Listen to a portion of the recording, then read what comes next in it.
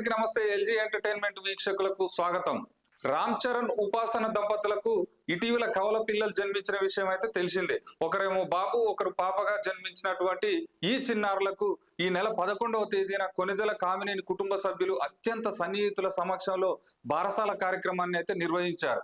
ఈ సందర్భంగా ఇద్దరికి నామకరణం కూడా చేసినట్లు సమాచారం. అబ్బాయికి శివరాం, అమ్మాయికి అన్విరా దేవి అనే పేర్లు అయితే పెట్టడం జరిగింది. చిరంజీవి కుటుంబం సామాజిక మాధ్యమాల ద్వారా వెల్లడించారు. ఈ పేర్లు ఎంపిక చేసిన కారణాలను రామ్ చరణ్ ఉపాసన ఒక పోస్టులో వివరించారు.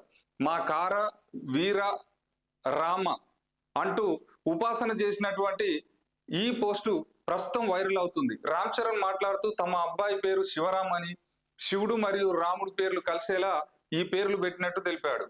శివ అనే పదం తపస్సు, అంతర్గత బలం, నిశ్చలత, ఆధ్యాత్మికత సూచిస్తుందని, రామ్ అనే పదం శ్రీరాముని ధర్మత్వానికి ప్రతిబింబిస్తుందని వివరించాడు. అదేవిధంగా తన తండ్రి అసలు పేరు శివశంకర వరప్రసాద్ కావడంతో శివ అనే పదం కలిసేలా తీసుకున్నానని పేర్కొన్నాడు.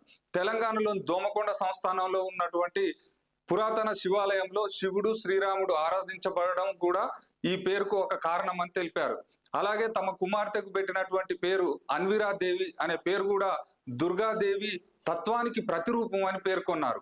అన్విరా అంటే భయం లేని స్వభావం, ఆత్మవిశ్వాసం, దైవరక్షణలో నిండు వ్యక్తిత్వం అని తెలిపారు. విజయవాడ కనకదుర్గమ్మ ఆశీస్సులు కూడా ఈ పేరు ఎంపిక కారణమని వెల్లడించారు. ఈ వివరాలతో ఉపాసన పోస్ట్ చేయడంతో సామాజిక మాధ్యమాల్లో విస్తృతమైనటువంటి చర్చ జరుగుతుంది.